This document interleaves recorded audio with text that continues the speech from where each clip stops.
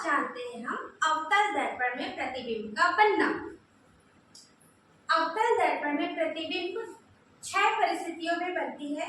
जब पहला है आपका जब वस्तु अनंत पर हो, जब वस्तु वक्रता केंद्र और अनंत के बीच हो।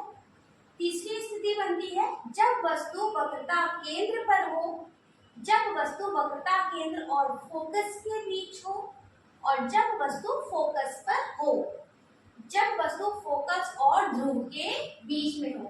तो आइए हम एक एक करके विस्तारित रूप से एक एक का अध्ययन करते हैं, चर्चा करते हैं कि इन 6 स्थितियों में अवतल दर्पण में वस्तु का प्रतिबिंब कहाँ पर बनेगा और कैसा बनेगा, उसकी प्रकृति कैसी होगी और उसकी स्थिति कैसी होगी। आइए समझते हैं एक एक करके। तो पहला है आपका जब वस्तु अनंत पर हो। तो हमने पिछली कक्षा में पढ़ चुके हैं कि अवतल दर्पण में हमेशा इस तरफ अगर प्रतिबिंब बनता है तो वह प्रतिबिंब वास्तविक व उल्टा बनेगा। अगर अवतल दर्पण के इस तरफ दाईं ओर अगर प्रतिबिंब बनता है तो वह प्रतिबिंब आभासी व सीधा होगा। चलिए देखते हैं एक एक करके। तो सर्वप्रथम क्या है, जब वस्तु हमारा कहाँ होगा अनंत पे, तो ये हमारा ध्रुव है, अवतल दर्पण का ध्रुव, फोकस वक्रता केंद्र, और ये है वक्रता केंद्र और अनंत के बीच की पोजीशन, और ये है अनंत पे। तो अनंत यहाँ पर जब वस्तु आपकी अनंत पर होता है तो हमारा जो प्रतिबिंब बनेगा, तो हमने ये नियम पढ़ा था कि अवतल दर्पण में प्रकाश की किरणें आने के 3 नियम हैं। यदि प्रकाश की किरण समांतर आती है, मुख्य अक्ष के समांतर आती है, तो फोकस से जाती है। तो यहाँ पर ये आपका वस्तु है, यहाँ से प्रकाश की किरण आ रही है, तो प्रकाश की किरण सीधे आएगी, सीधे आ रही है और ये फोकस से जाएगी। प्रकाश की किरण सीधे आती है तो फोकस से जाती है, और फोकस से आती है तो सीधे जाती है, और वक्रता केंद्र से आती है तो वक्रता केंद्र से ही लौट जाती है। इन 3 मुख्य नियम का हमें ध्यान रखना अति आवश्यक है। तो अब ये नीचे से भी ये समांतर आ रही है प्रकाश की किरण, तो प्रकाश की किरण अब यहाँ से भी आ रही है, मुख्य अक्ष के समांतर आ रही है, तो ये फोकस से जाएगी। तो इस तरीके से हमने देखा कि यहाँ पर ये कटान बिंदु कहाँ पर प्राप्त हुआ, तो कटान बिंदु हमें यहाँ पर प्राप्त हुआ। अर्थात इसकी प्रकृति कैसे हुई, वस्तु का जो प्रतिबिंब बन रहा है वह वास्तविक व उल्टा बन रहा है, वास्तविक व उल्टा, वास्तविक व उल्टा। और साथ ही इसकी आकृति कैसी है, प्रतिबिंब की आकृति कैसी है, बिंदुनुमा।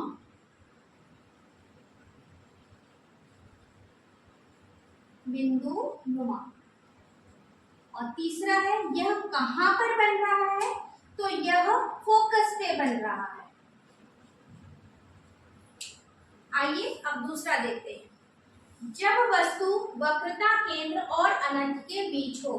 दूसरी स्थिति में वस्तु इधर से फोकस सीधे आएगी, मुख्य अक्ष के समांतर आएगी तो फोकस से जाएगी, और अब एक इधर से आएगी, फोकस से आएगी तो सीधी हो जाएगी।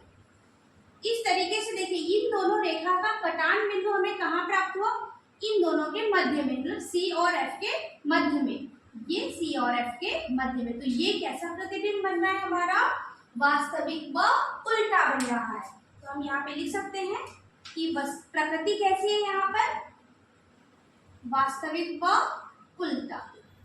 और यहाँ पर आकार कैसा है, प्रतिबिंब का आकार वस्तु से छोटा, वस्तु से छोटा। और ये कहाँ पर बन रही है, इसकी स्थिति कहाँ है, सी और एफ के मध्य में, के मध्य। तीसरा का अध्ययन करते हैं, तीसरी स्थिति का। जब वस्तु वक्रता केंद्र पर हो। तो जब वस्तु हमारी वक्रता केंद्र पर स्थित होगी तो यहाँ पर ये इधर मुख्य अक्ष के समांतर आ रही है, तो ये फोकस से जाएगी और एक प्रकाश की किरण फोकस से आकर के सीधे समांतर हो जाएगी। तो इस तरीके से देखिए, यहाँ पर ये थोड़ा ठीक से बना दें, ये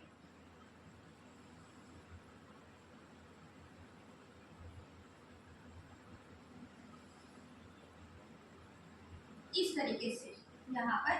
तो देखिए, इसकी जो कटान बिंदु हमें कहाँ प्राप्त हो रहा है, सी पर प्राप्त हो रहा है। अर्थात क्या होगा, इसकी आकृति कैसी स्थिति बन रही है, इसकी प्रकृति होगी इसकी वास्तविक व उल्टा।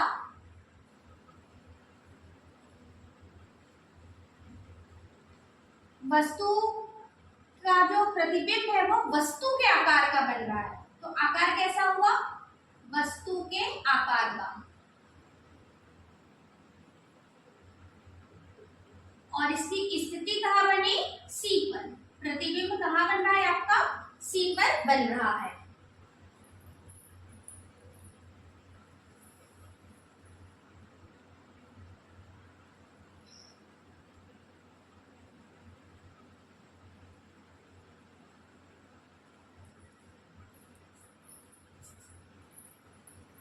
आइए अब हम इसकी चौथी स्थिति पर बात करते हैं। जब वस्तु वक्रता केंद्र और फोकस के बीच हो।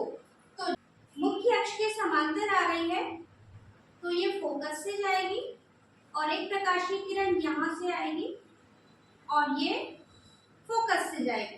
तो इस तरीके से इसका जो कटान बिंदु हमें कहाँ प्राप्त हुआ, वक्रता केंद्र और अनंत के बीच प्राप्त हुआ।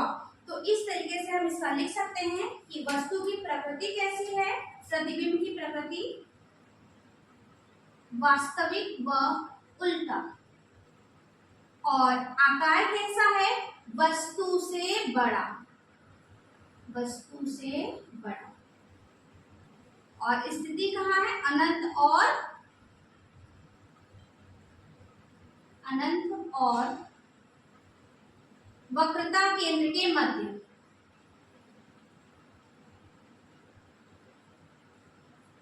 नेक्स्ट कंडीशन देखते हैं, पांचवा है, जब वस्तु फोकस पर हो। तो अब वस्तु हमारी कहाँ पर है, फोकस पे है। तो जब फोकस पे होगी तो ये समांतर आकर के सीधे इधर से जाएगी। अब दूसरी प्रकाश की किरण आएगी हमारी वक्रता केंद्र से, क्योंकि अब आगे तो इधर से है नहीं, फोकस तो जाएगा नहीं। तो अभी अगली प्रकाश की किरण हमारी कहाँ से आएगी, वक्रता केंद्र से आएगी। इस तरीके से वक्रता केंद्र से आएगी। तो अब आपको ये कहाँ पे प्रतीत हो रहा है, ये कहाँ पर मिलेगी, मतलब आगे जाकर ये कहीं ना कहीं तो ये मिलेगी, बट कहाँ मिलेगी ये हमें नहीं पता है। तो इस तरीके से इसके वस्तु की प्रकृति कैसी, प्रतिबिंब की प्रकृति कैसी बनेगी, इसकी भी वास्तविक व उल्टा बनेगी। और इसका जो आकार रहेगा वो वस्तु से बहुत बड़ा रहेगा। तो हम लिख सकते हैं आकार वस्तु से बहुत बड़ा।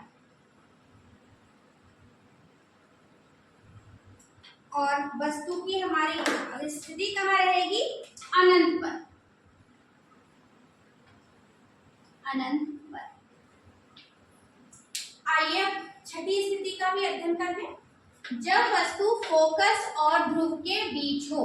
अब वस्तु हमारी फोकस और ध्रुव के बीच में है, तो एक प्रकाश की किरण यहाँ से ऐसे आएगी और फोकस से जाएगी, और अगली प्रकाश की किरण हमारी वक्रता केंद्र से आएगी।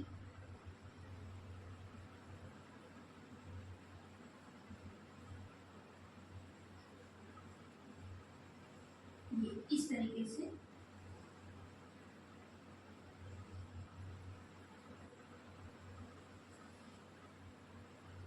देखिए। तो इस तरह आप देख रहे हैं कि ये इधर ये बढ़ता ही जा रहा है, और इधर ये अगर हम इसको पीछे बढ़ाएं तो ये कहीं ना कहीं तो ये जाकर के मिलेगी। तो इस तरीके से हम इसको कह सकते हैं कि अब ये अवतल दर्पण के इधर बन रहा है। तो प्रकृति कैसी बनेगी, आभासी व सीधा।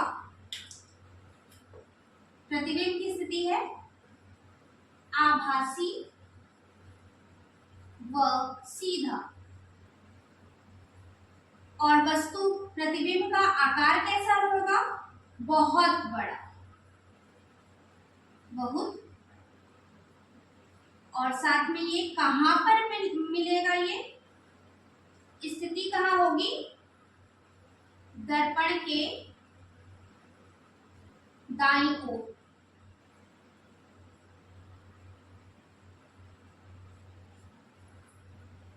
तो इस तरीके से हमने अवतल दर्पण में बनने वाले प्रतिबिंब की हमने चर्चा की है। अगले वीडियो में हम चर्चा करेंगे उत्तल दर्पण में प्रतिबिंब के बनने की स्थिति के विषय में। तो अगर आपको ये पढ़ाना समझ में आ रहा हो तो प्लीज चैनल को like, share and subscribe. Please अपना बेल आइकन जरूर ऑन करें। Thank you.